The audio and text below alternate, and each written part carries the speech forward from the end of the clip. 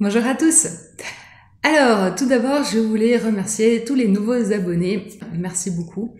N'hésitez pas à me faire des propositions de sujets aussi, et notamment de liker et de partager ces vidéos avec des personnes qui seront intéressées, puisque vous savez, pour être référencé, il faut avoir des likes et des commentaires.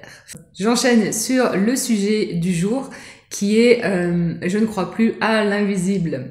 Alors, je vais remettre ça dans le contexte. Je voulais en fait apporter une explication sur ces phases de doute, de questionnement, où en fait on décide quelque part, il y a une part de nous qui se dit mais tout ça c'est du grand n'importe quoi, le monde subtil n'existe pas.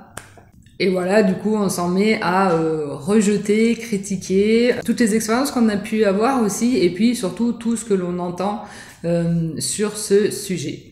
Donc, j'apporte une précision sur sur ces périodes que l'on peut connaître de remise en question, que je vais appeler de l'invisible, à ne pas confondre avec une autre crise profonde qui est ce qu'on appelle la nuit noire de l'âme, des états dépressifs ou mélancoliques qui durent.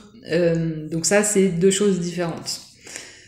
Donc, pour en revenir, on va dire, à ces crises momentanées de quelques jours, voire de quelques mois, en fait, sont des périodes que j'appellerais en fait des creux de vague dans notre ascension d'évolution, dans le sens où c'est que en fait on vient de passer une période où on était ce que je vais appeler de haute vibration, des prises de conscience, des compréhensions, où on a appris beaucoup de choses en fait. On a percuté sur pas mal de choses et ça a fait sens pour nous. Et puis cette phase demande une autre phase d'intégration qui est cette suivante, où justement on est dans cette intégration de toutes ces nouvelles informations que l'on a ingurgitées quelque part, qui en fait se confrontent avec nos anciennes croyances et fonctionnements. Donc en fait, ces creux de vague sont ce que j'appelle des crises de l'ego, ou un état de fatigue de l'ego. C'est une remise en question de la structure de l'ego. Je réexplique toujours que pour moi, l'ego, c'est notre condition humaine. En fait, tout ce qui fait que ce à quoi on s'attache et que l'on croit que c'est notre identité, et puis notre condition physique dans une temporalité et dans les lois en fait de la gravitation, notamment sur Terre. C'est en fait la structure de l'ego qui se confronte avec ses anciennes croyances, et donc du coup, comme il ne peut pas ou a des difficultés à intégrer ces nouvelles informations et ces nouvelles façons de penser en fait, surtout, c'est que il est en saturation. Et donc, il confronte, il balance, et donc en fait, sa structure devient trop petite, et ce qui demande en fait du temps pour réélargir sa conscience en fait. Et c'est cette confrontation, encore une fois, entre l'ancien et le nouveau. C'est comme en fait une sorte de petite mutation qui fait qu'il a besoin de temps pour intégrer, revoir et voir comment ça peut s'appliquer et avoir du sens pour soi personnellement. Donc c'est juste une crise momentanée où en fait l'ego va devoir changer, se réadapter. Ça lui demande une grosse réflexion, et du coup ça demande aussi du temps et notamment de l'énergie. Comme certaines choses sont plus difficiles à accepter que d'autres, et il va prendre du temps et donc se fatiguer et donc résister. Et c'est là où on rentre dans des périodes, comme je disais, de quelques jours, quelques semaines, voire quelques mois, où on fait un rejet, en fait, de tout ce qui concerne le développement transpersonnel, parce que pour moi, le développement personnel, ça ne fait que renforcer ton ego, et il faut passer à l'étape au-dessus avec du développement transpersonnel, et notamment par les expériences de conscience élargie.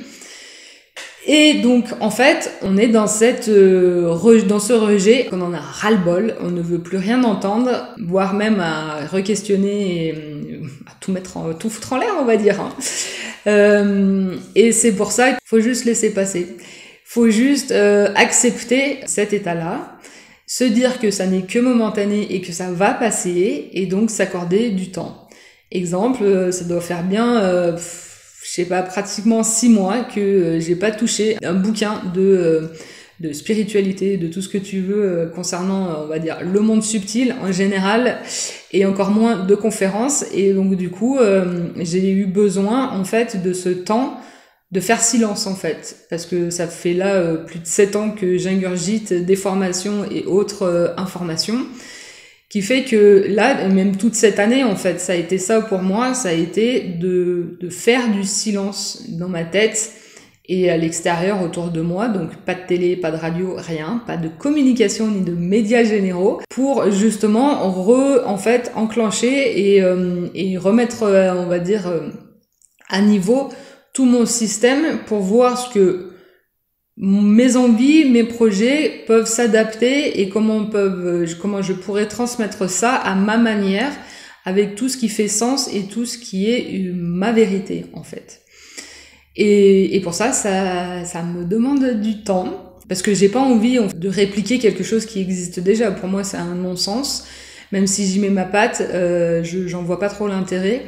Donc c'est là aussi où, en reliance avec le soi, avec sa présence, on arrive au fur et à mesure à avoir des nouvelles informations, des choses claires et nettes qui descendent et qui doivent apparaître de telle manière.